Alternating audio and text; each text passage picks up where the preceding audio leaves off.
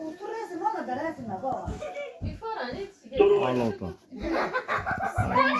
Resim bana dök.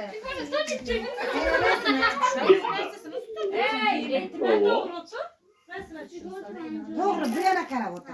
Gelin bu beceler hemen. Zor oturan en güzel zaten. Ne kadar zor oturan da. Oğlum televizyon. Ben aldım. Zor oturan tezar mı bular. Gel. Götür. Bilmeyin aslında tur bile alındı. Tur. Dinozavrlar kırılıp ketgan-ku.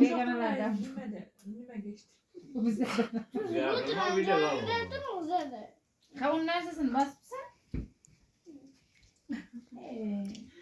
Oğlum qarasana ya malini. Anasını alma. YouTube'a çıkıp yanasın. Bular hala gel. Kara. Bir şey tuzu götür.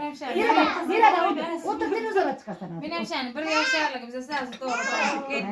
Nimay tazdı. Nasıl kara?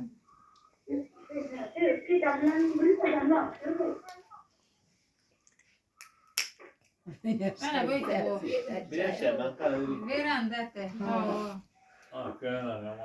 Aşk küçük. Hey, Bak kara dükkan var. Aç küçük camlarım dedi. Nime değil? Hem bağın bakacak. Ha? Bak nime dedi? Birinci doğulan bile. Sen ikinci top. Beteler hala da bitter mi televizyona taşlar? Üçüncü bu. Dört fazla beş bir ambu. İyi. İkinci sen. Sen gitti.